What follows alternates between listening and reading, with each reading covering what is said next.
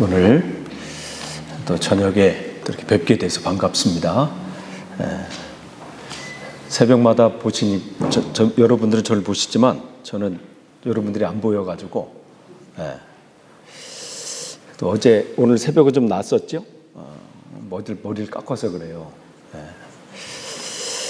그 전까지 좀 이렇게 장발이었는데 오늘 함께 보실 하나님 아버지의 말씀은 마태복음 22장 11절에서 14절입니다.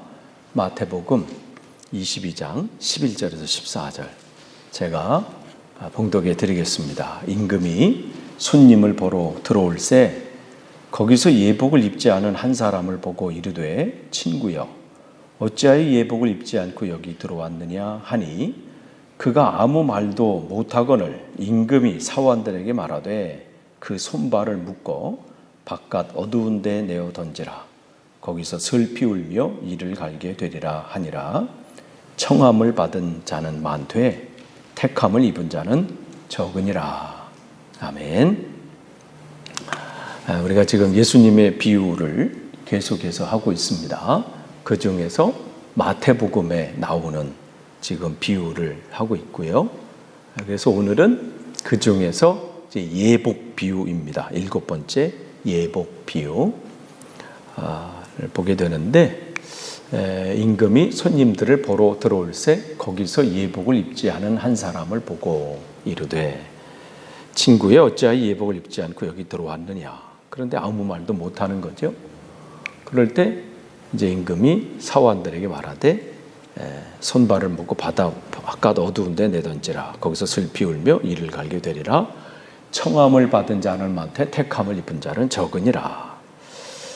이 마태복음 요 22장 요 11절에서 14절 말씀 전에는 요 부분이 이제 예복 비유라면 그 전에는 이제 혼인 잔치의 비유가 나와요. 그래서 혼인 잔치를 베풀었는데 먼저 초청한 사람들이 자기 다 핑계를 대고 오지 않았을 때 길가로 가서 아무나 데리고 와라.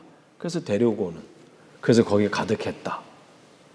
그게 이제 10절까지, 1절서부터 10절까지. 그런데 여기 이제 11절서부터 이렇게 나오게 되는데, 본래 요 11절서부터 14절 말씀은 이 독립적인 비유입니다. 그러니까 원래 10절까지가 이 잔치의 비유, 그러니까 결혼잔치, 혼인잔치의 비유, 그거라면, 이제 그 동일한 것이 이제 누가복음에 나오잖아요. 그러면 이제, 근데 요 11절부터 14절은 마태복음에만 나오는, 그건 이제 후에, 그럼 왜? 마태는 요 예수님의 말씀을 그 예복 비유와 함께 여기에 이렇게 편집을 해서 왜 했는가? 그 부분은 또 살펴보도록 하겠습니다. 그래서, 그렇기 때문에 어휘들이 조금 달라요. 1절서부터 10절까지는 종이라는 단어를 이렇게 써요. 종한테 가서 막 해라, 가서 초대해라, 가서 데리고 와라. 그런데 이제 11절서부터 14절까지는 종이라는 단어를 쓰지 않고 사환이라는 단어를 쓰게 되죠. 그러니까 그런 건 이제 참고로 아시라고 말씀을 드리는 겁니다.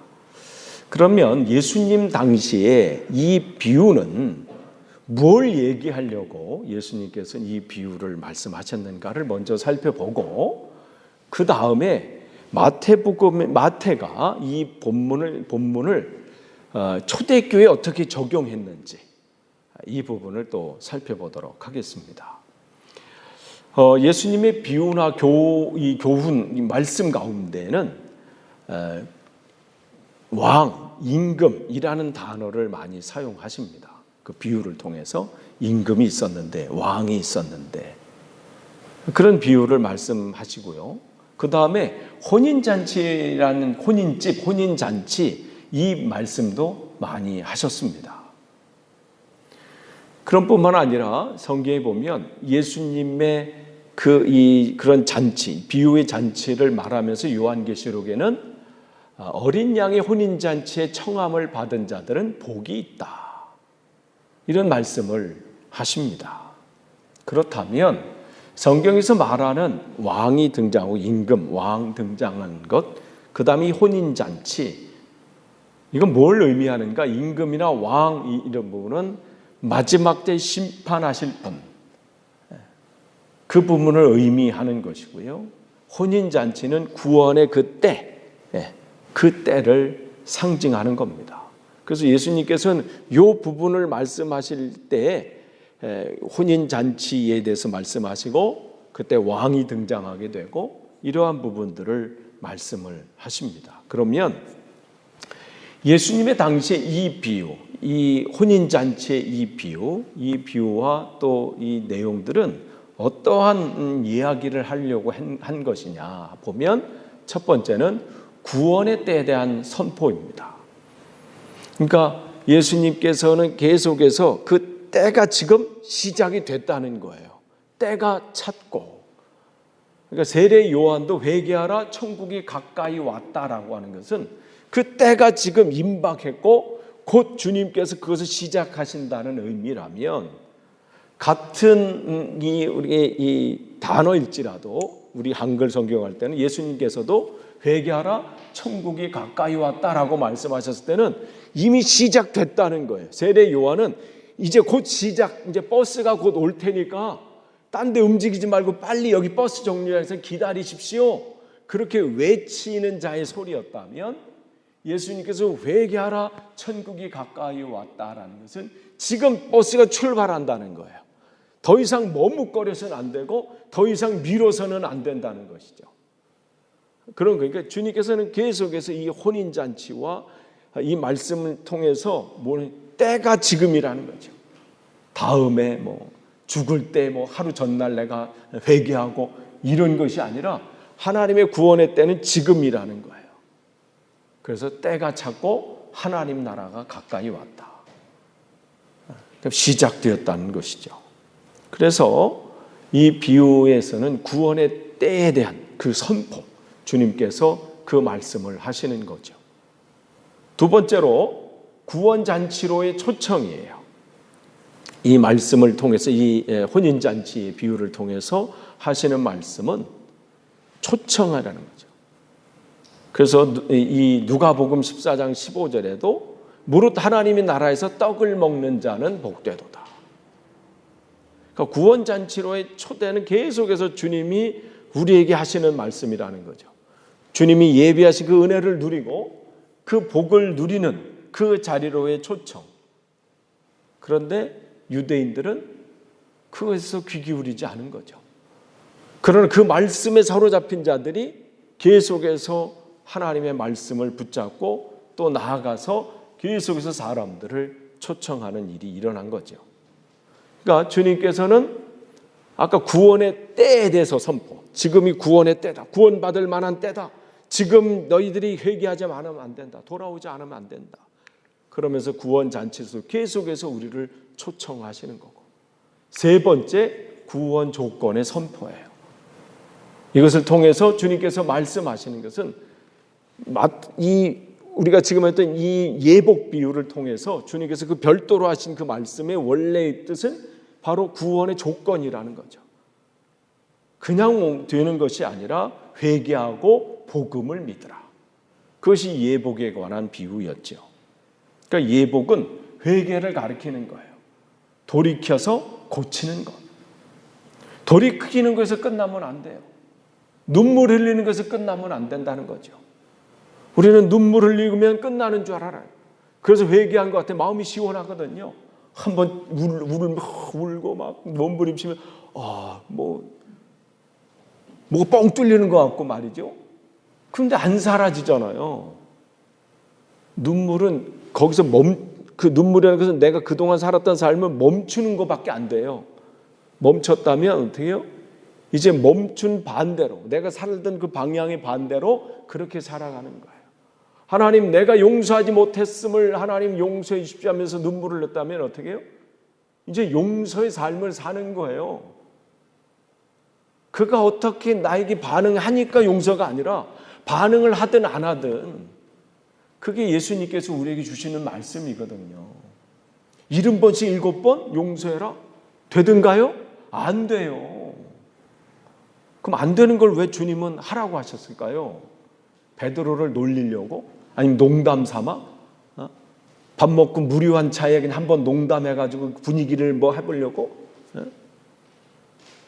그게 아니라면 왜 베드로에게 그렇게 70번씩 7번이라도 용서해라 라고 말씀하신 것은 할 수 있기 때문에 하는 거거든요.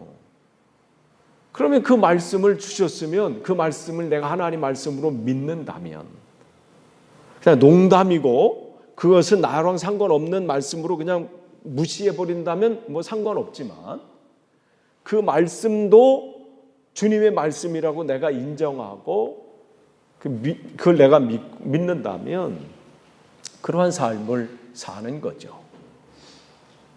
역사는 그때 나타나요. 왜 우리가 성경 공부를 많이 하는데 삶의 능력이 안 나타나나요? 우리 지식은 능력을 발휘하지 못합니다. 그 말씀에 하나님의 능력이 임해야 되는 거예요. 그 임하는 것은 어떻게 해요? 내 마음이 막 상하고 내 마음이 막 죽을 것 같아도 그렇게 따라가는 거예요. 용서하는 거예요. 용납하는 거예요. 포용하는 거예요. 그가 그럴 만한 인물이 돼서 나한테 용서를 빌었기 때문에 하는 거가 아니고, 그건 누구나 하지. 거기서도 안 하면 그건 인간도 아니고.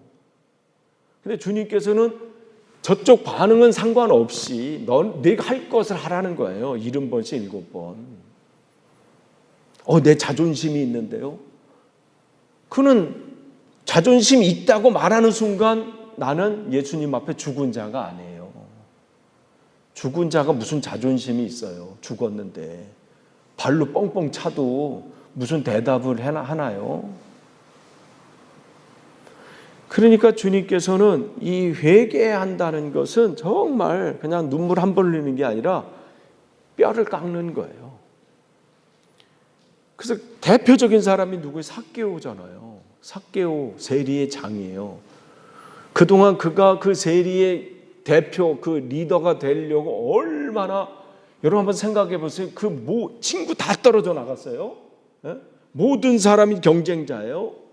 자기 이 주변에 있는 아무도 자기 친구하는 사람 없어. 왜냐하면 그 그 목적이 있기 때문에. 모든 사람들이 인간이 아니라고 하고 그렇게 살았던 사람이고 그렇게 긁어 모았던 거예요. 자기의 영혼까지 팔아가지고 모든 인간관계까지 팔고 나라까지 판 거죠. 사실은 양심도 팔고. 그랬던 사람이 어떻게 재산의 절반을 나눠줘요? 여러분 그걸 그때 재산의 절반, 여러분 지금 가지고 있는 것의 반만 한번 생각해 보세요. 반을 내놓는다? 쉽지 않잖아요. 근데 그거예요. 그동안 나의 삶. 그 다음에 이제는 누구 거에 토색하면, 이제 훔치면, 아니면 남의 것을 뺐으면 몇 배? 5배. 그거는 엄청난 거예요. 그 당시 그게 회개인 거죠. 완전히 돌이켜서 주님의 삶으로 살겠다. 그러니까 오늘 주님께서 여기에 구원이 이르렀다. 이 말씀하시는데 구원의 적기는 회개하고 그 다음에 회개했어요. 돌이켰으면 이제 복음을 믿는 거예요. 복음은 뭐예요? 주님이 하신 말씀이잖아요. 그 말씀을 믿는 거예요. 나를 위해서 죽으시고 부활하시고 다시 오실 그 주님. 그 주님께서 사랑하라고 용서하라고 하고 하나님을 내 목숨과 생명을 다해서 뜻을 다해서 사랑하라. 그 사랑을 나는 어디서 찾겠느냐고 말씀하시면 내 이웃에서 찾겠다. 말로만 하나님 사랑해요가 아니라 내 이웃에게 내가 행하는 그 행동들, 하는 모습들,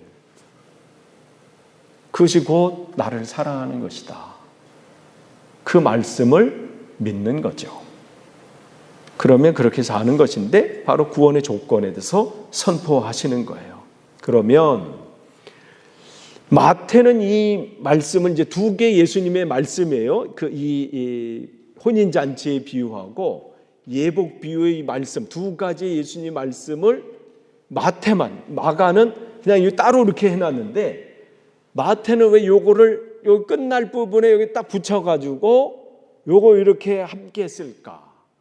그러면 초대교회에 무슨 일이 있었길래, 그 당시 어떠한 일이 발생했길래 마태는 이 말씀을 그 성도들에게 적용하지 않으면, 설교하지 않으면 안 듣는가?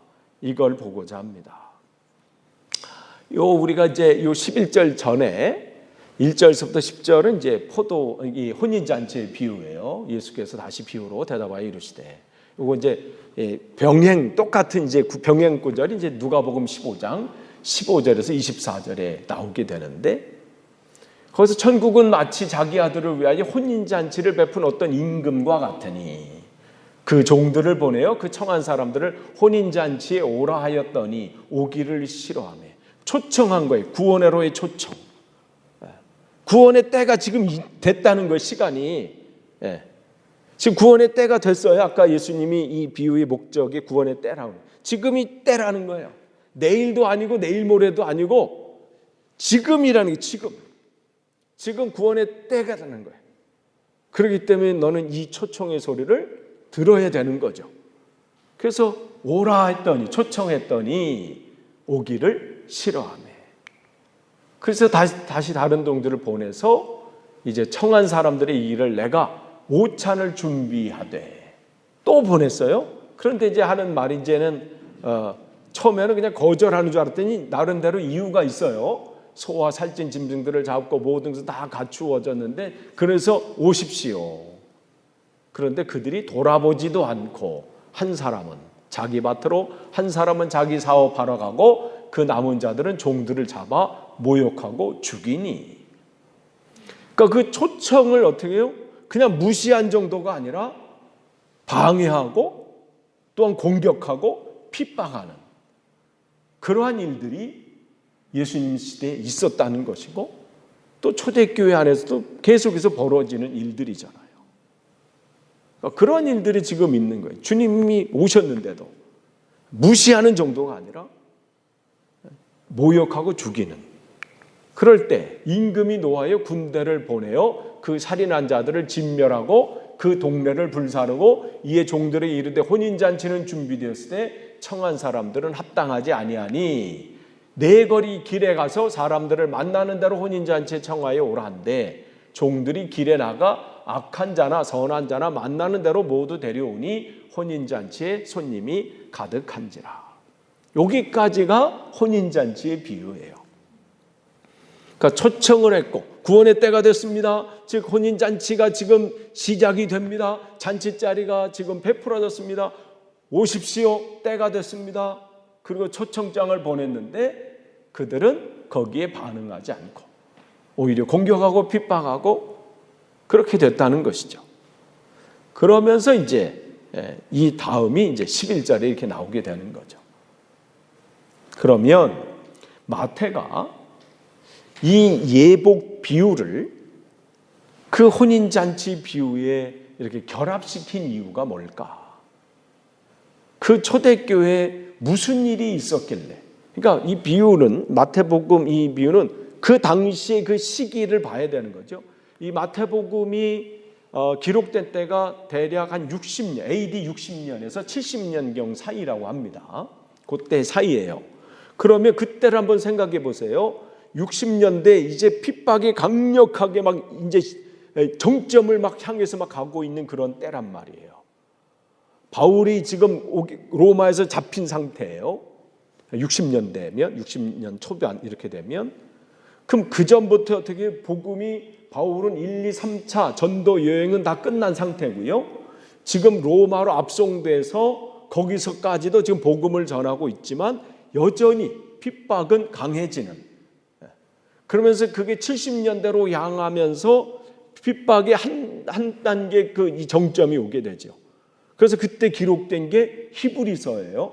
그래서 히브리서는 바로 그 당시 핍박 가운데 이 배교하고 떠나는 사람들이 등장하는 가운데 히브리서를 통해서 그들을 격려하고 우리의 믿음의 조상들이 어떻게 이 부르심 앞에 순종했는지를 계속해서 권면하고 그 말씀을 주시는 거거든요.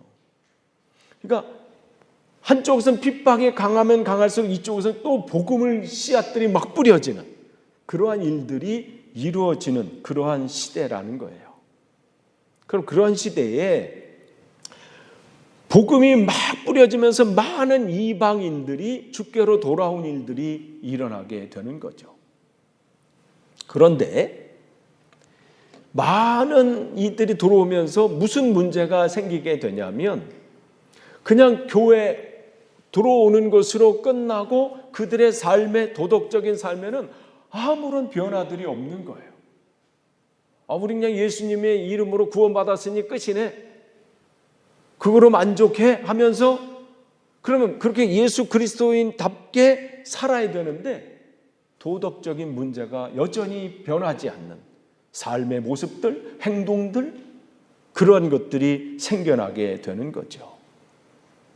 그러니까 그런 것들을 이제 마태는 지적해 주고 싶은 거예요.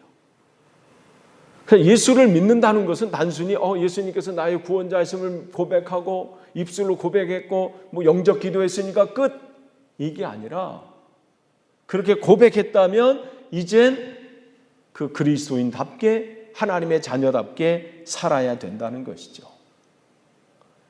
한국 초대 기독교 역사를 보면 가장 강력한 부흥운동이 일어난 첫 번째 그때가 뭐냐면 1907년 평양 대부흥운동이 일어났잖아요. 그 전에 여기에 이 웨일즈 부흥운동의 영향력을 이해해서 그런 역사들이 미국, 그다음에 한국 이런 역사들이 나타났단 말이에요. 그때 변화들은 어떤 일들이 일어나요? 하나님 말씀 앞에 있을 때 여기 먼저 있었던 선교사들이 자기의 고백들을 먼저 하게 되죠. 자기들의 부끄러운 것.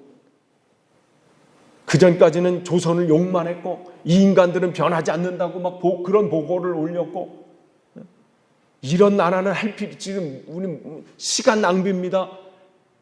그런데 하나님이 역사하고 오니까 내가 그렇게 했던 사람입니다. 고백하게 되고 먼저 믿던 거기 장로들이나 먼저 믿던 사람들이 자기의 치부, 잘못된 것을 고백하게 되고 그러니까 사람들마다 막 그런 일들이 일어나는 거예요. 말로만 교회 다니는 사람들이 아니라 자기가 그동안 꾸고 갚지 않은 것들이 막 생각나면 그거에 대해서 가게 가서 막 하고 자기가 바람 핀 것까지 교회에서 고백하는 거예요. 내가 이런 사람이었습니다. 그러한 일들이 일어나게 되지요. 그러니까 예수 그리스도를 믿는다고 하는 것은 입술로만 주여 주여 하는 삶이 아니라 내 삶에 버려야 될 것은 버리고 끊어야 될 것은 끊고 붙잡아야 될 것은 붙잡는 것, 해결해야 될 것은 해결하는 그 일들이 일어나야 된다는 것인데 초대교회 많은 사람들이 몰려오면서 이 부분이 소홀해지기 시작하는 거예요.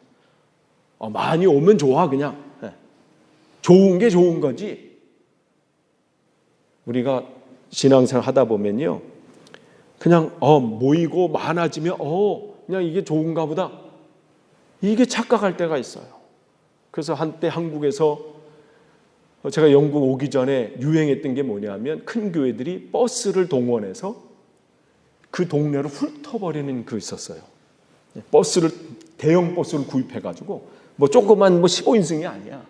작은 교회는 한 15인승, 큰 교회는 45인승, 50인승에서 이쪽 아파트 한 바퀴 돌고 저쪽 뭐 1시간 거리도 다 운행해 막.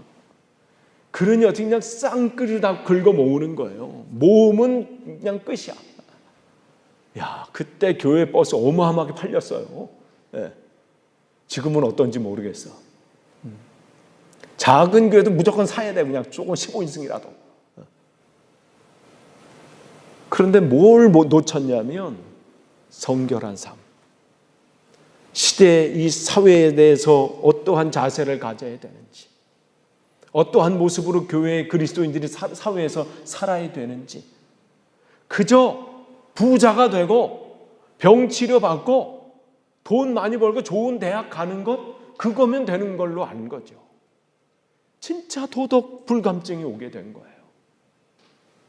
지금 이태원 이 참사 일어나면서 한 이 커뮤니티 그 카페에 글 올라온 걸 이렇게 봤는데 누가 올린 거 참사라고 얘기하지 말아주세요. 왜? 그때 땅값 떨어져요. 그 인간들 그 인간들 속에 그리스도인은 없을 거예요. 교회 다니는 사람은 있을 수 있지만 스스로는 그리스도인이라고 말할 수는, 우길 수는 있을 거예요. 이게 지금 교회의 현실이에요. 자기 지역에 장애인 시설이 들어온다고 앞에서 머리띠하고 했던, 거기에 교회 다니는 사람이 없을까요? 저는 충분히, 과반수 이상은 될 거라고 봐요. 서울이라면. 정말 진짜 내가 그리스도인지 뭔지를 가르치지 않으니까 요즘 이 시대에 이런 일이 일어나요. 이태원 참사 뒤에서 민 사람들이, 북한에서 보낸 빨갱이들, 간첩들이 민 것이다, 이따위 얘기나 하고, 목사가, 그 인간은 사실 목사도 아니지만, 교회가 왜 이럴까라는 막 답답함과 막 울분이 일어나요. 희망은 있나? 특별히 한국교회에 희망이 있을까?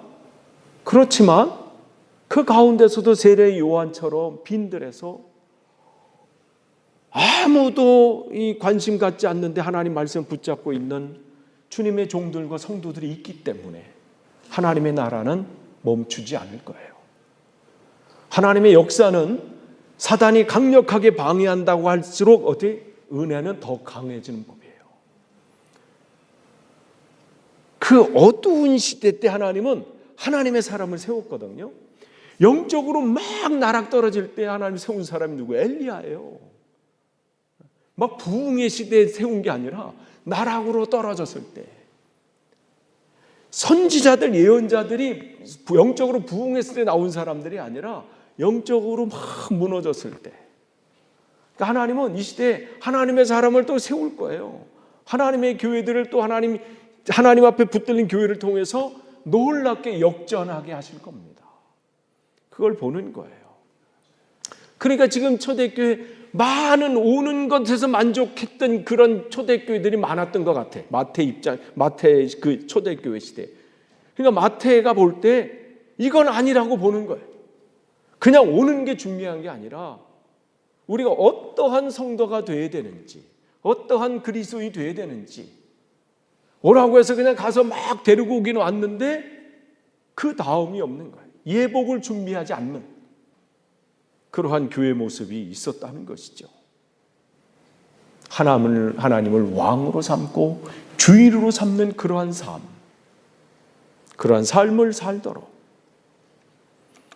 그러니까 마태 속에는 그런 얘기들이 많이 있어서 이 22장 11절 14절 보면 그것을 하지 않는 사람, 온전히 하나님 앞에 온전히 내 삶을 드리지 않고 회개하지 않는 삶의 결과가 어떻게 되는지 그를 경고하고 있는 것이죠.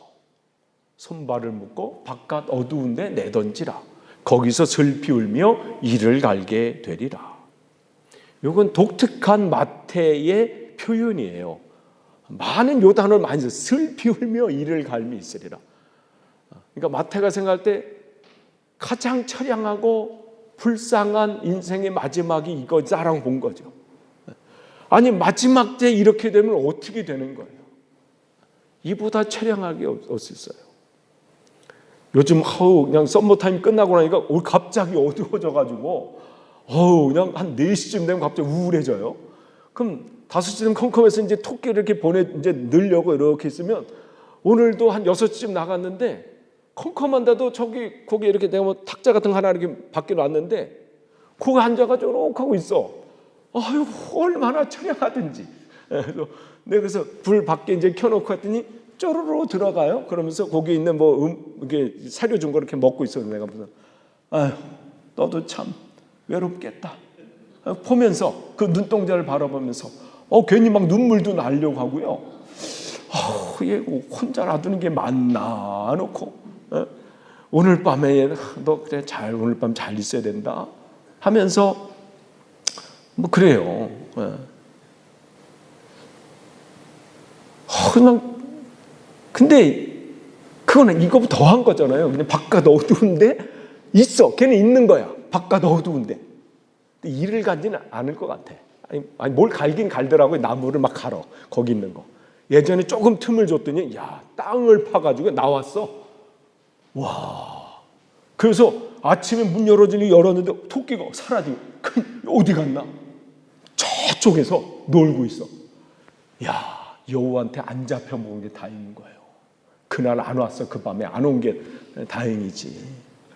죽을지도 모르고 나가더라고 얘는. 예복을 준비하지 않으면 청함을 받는 거 중요한 게 아니라 어떻게 택함을 받아야 된다는 거예요. 택함을 받는 거. 그 말씀을 하시는 거죠.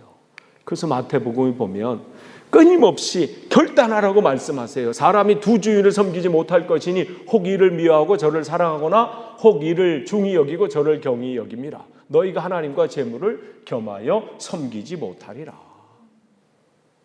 사람이 가장 중요하다고 생각하는 거 있잖아요. 여긴 재물로 표현됐지만 각자에게 내 인생에서 이거 없으면 난 안 돼라고 하는 것이 있어요. 그게 자녀가 될 수도 있고 내 어떤 자존심이 될 수도 있고 아니면 내 어떤 것이 있을 수 있어요. 주님은 최고를 나한테 달라고 말씀하세요. 우선순위가 뭐냐고 묻습니다. 그 부분이 마태는 계속해서 우리가 성도로서의 삶은 우선순위를 정한 사람이에요. 세상의 모든 것이 다 사라져도 나는 주님 한 분만으로 만족합니다. 그 고백할 수 있어야 되고 그렇게 살 수 있어야 돼요. 주님 한 분만으로 만족할 수 있습니다. 그러니까 정말 내 삶 속에 진짜 뭐가 중요한지 그러면서 이 예복 비유에서 슬피 울며 이를 갈미 있으리라. 여기서 두 번째는 뭐냐면 이 비유를 통해서 마태가 얘기하고자 하는 것은 두 번째는 마지막 이 심판에 관한 부분이에요. 마지막 이 심판에 관한 부분. 우리가 성도로서 이제 시작이 됐다면 온 건 어떻게 왔든지 그냥 오라고 해서 왔든지 베드로가 가서 전도해서 갑자기 막 찡해가지고 그냥 오늘 왔어요. 이렇게 왔든지 바울이 복음을 전했을 때 막 그 은혜 받고 어떻게 왔든지 갈 준비를 잘 하라는 거죠. 그냥 그저 설렁설렁 그냥 주일이니까 신앙 교회도 안 가면 또 그러고 딱히 할 일이 없으니까 한번 가볼까? 이런 것이 아니라 진짜 내 신앙 삶 속에 마지막 심판에 대해서 내가 생각하면서 그 삶을 사는 거죠. 그러면서 진지하게 내가 무엇을 준비하고 있는지, 내가 뭘 버려야 될지, 내가 뭘 붙잡아야 될지를 생각하라는 거고, 또한 그렇지 않으면 어떻게 해요? 마지막 심판이 있다는 거예요. 내 삶의 이 신앙생활을 진지하지 않게 그 삶을 살게 되면 그때가 있다는 거죠. 마지막 하나님의 심판이 있다라는 거예요. 그러면서 거기서 어떻게 해요? 이 마태는 이 끝으로 얘기하면서 이 교회에 대해서 마지막으로 이 설교하는 것이죠. 그 당시 초대교회 또 마태의 그 시대에 많은 이들이 교회 안에 들어온 많은 자들이 있지만, 그래서 거기서 악한 사람이나 어떤 사람이나 다 하라는 것은 모든 사람이 들어온 그러한 알곡과 쭉정이 같은 공동체 또 그러한 모습이 있을 수 있지만 거기에서 끝나서는 안 되고 정말 하나님의 나라에 들어갈 수 있는 알곡이 되도록 해야 된다는 것이죠. 그래서 늘 말씀을 얘기하고 있습니다. 그래서 이 바울도 그러한 성도들에게 초대교회 들어오는 성도들에게 한 말씀이 대표적인 게 빌립보서 2장 12절이죠. 함께 읽겠습니다. 시작. 그러므로 나의 사랑하는 자들아 너희가 나 있을 때뿐 아니라 더욱 지금 나 없을 때에도 항상 복종하여 두렵고 떨림으로 너희의 구원을 이루라. 아멘.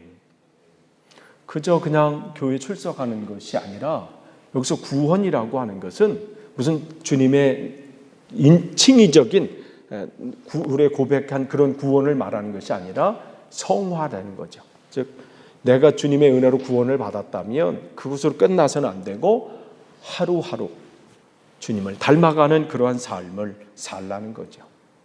초대교회 그 얘기를 지금 마태는 하고 있는 겁니다. 초청을 받아서 왔어요. 그 하나님의 은혜죠. 나를 하나님의 자녀 삼아주시고 이 잔치 자리에 들어올 수 없는 자격인데 나를 불러주셨다면 내가 어떠한 존재인지를 깨닫고 이제는 하나님 내 삶을 온전히 주님 앞에 드리겠습니다. 결단하고 그렇게 살라고 말씀을 하십니다. 그러니까 주님께서는 계속해서 우리에게 말씀을 주셔요. 그래서 제가 이제 새벽기도 이제 우리가 데살로니가 전서는 이제 끝나고 이제 다음 주부터 이제 데살로니가 후서를 하겠지만 5장이 뭐라고 해요? 성령을 소멸하지 말라. 성령을 소멸한다는 게 뭐예요? 우리가 어떻게 소멸을 내가 언제 그렇게 했나요? 주님께서 끊임없이 우리의 생각과 마음에 하나님 말씀을 주시거든요. 그래서 바울은 다른 곳은 주 성령께서 근심하신다 이렇게 해요. 내가 이렇게 살면 안 되는데, 내가 계속해서 이렇게 고집부리면 안 되는데, 내가 이걸 붙잡고 있어서는 안 되는데, 내가 이걸 주님 앞에 온전히 해야 되는데, 그런 마음에 있단 말이죠. 해야 된다는 걸 아는데 계속해서 그걸 행하지 않고 내 자존심 때문에 내 고집 때문에 그래서 붙잡고 있다면 어떻게 해요? 성령은 소멸됩니다. 하나님의 말씀인지 시기에 희미해지는 거예요. 하나님께서 여러분에게 무슨 말씀을 주시든 그게 작은 말씀이라도 하나님은 다양하게 말씀하세요. 성경을 통해서 말씀하시고 여러분이 기도할 때 여러분 안에 말씀을 또 주셔요. 그렇게 너 행해야 되지 않겠느냐? 내가 먼저 손 내밀어야 되지 않겠느냐? 내가 먼저 사랑해야 되지 않느냐? 기도하는 가운데 그 말씀을 주셔요. 또 교회를 통해서 말씀을 주셔요. 우리가 성도들 간에 이야기하는 동안에 또 셀 그룹을 통해서 성도 간의 교제를 통해서 설교를 통해서 아니면 여러분끼리 얘기하는 가운데 어떤 분의 권면을 통해서 하나님은 다양하게 여러분에게 말씀을 하십니다. 그 말씀을 받다면 왜 나한테 그런 얘기? 라고 할 게 아니라 하나님이 나에게 얘기하신 건 아닌가 생각해 보는 거예요. 내가 거슬리는 무슨 얘기가 있잖아요. 그게 내가 들어야 될 얘기더라고요. 제가 볼 때는 제 입장에서 아내가 무슨 얘기하면 뭐 거슬리는 게 있어요. 왜 나한테 그 얘기하면서 내 방으로 가서 묵상해요. 주여, 저 사람을 통해서 나에게 말씀하신 걸 아는데 내가 그때 감당치 못했습니다. 하면서 내가 또 한 대로 하려고 하고 있어요. 이렇게 아내한테 미안하다고 얘기 못 하고요. 내가 그걸 하고 있어요. 이렇게. 참 사람의 자존심이요. 참 그거 뭐라고. 근데 그거 고치면 좋은데요. 끝까지 안 하려고. 그럼 뭐가 문제가 오냐면요. 여러분 성령이 소멸되면 무슨 일이 일어나요? 기도의 문이 막혀요. 기도가 안 되고요. 기도한다고 해서 그 역사가 안 나타나요. 그러니까 여러분 해결해야 될 거 있으면요. 해결하셔야 돼요. 여러분 인간 관계의 부분도 마찬가지고 용서 부분도 마찬가지고 그 가족 간에 마찬가지고 뭐 이웃과의 마찬가지고 그 관계 아직이나 뭐 어떤 상황이 아직 해결되는 게 있으면 나는 뭐 괜찮아 아니라 여러분 기도의 문이 막혀요. 그래서 부부 간에 싸우면 어떻게 해가 지도록 하지 말라고 그러잖아요. 왜 그래? 남편들에게 너의 기도의 문이 막힌다. 그 얘기를 하는 거예요. 아니 부부 사이도 그런데 그렇기 때문에 지금 어떻게 두렵고 떨리는 마음으로 우리는 그 구원을 이루어 나가는 거예요. 끝을 맺습니다. 오늘 우리 말씀을 좀 길게 나눴는데요. 오늘 초대교회 하나님께서 보내신 초청해서 하나님 부르심 앞에 순종해서 온 그들 그 교회의 성도들에게 그저 초청돼서 온 것으로 만족하지 마시고 내가 회개의 예복은 준비하고 있는지, 하나님 보시기에 내가 끊어야 될 것과 해결해야 될 것을 지금 하고 있는지, 아직까지 그거는 내가 모르게 안 되겠습니다 이걸 붙잡고 있는 것은 없는지, 또한 주님의 때가 있다는 것, 또 마지막 그 결산을 본다는 것, 그리고 마지막 심판이 있다는 것 우리가 기억하시면서 우리가 진짜 교회 다니는 사람이 아니라 진짜 그리스도인이 되기를 간절히 축원합니다. 기도하겠습니다. 하나님 감사합니다. 오늘 말씀을 나눴습니다. 그저 교회 다니는 사람이 아니라 진짜 그리스도인이 되기를 원합니다. 부족합니다. 연약합니다. 지식으로 하나님 말씀 끝나는 것이 아니라 그 말씀이 내 생활 속에서 온전히 행함으로 열매 맺게 도와주옵소서. 주님께서 나에게 말씀하시는 내용들이 있습니다. 내가 해결했으면 좋은 내용들이 있습니다. 나보고 죽으라고 말씀하십니다. 그래야 주님이 산다고 말씀하시는데 우리는 여전히 내 감정이, 내 자존심이, 내 생각이 살아있어서 그 일들 앞에서 여전히 무너지는 우리들을 봅니다. 주님 불쌍히 여겨주시고 다시 한번 결단함으로 주님 앞에 온전히 서서 주님께 영광 돌리게 하옵소서. 예수님의 이름으로 기도하옵나이다. 아멘.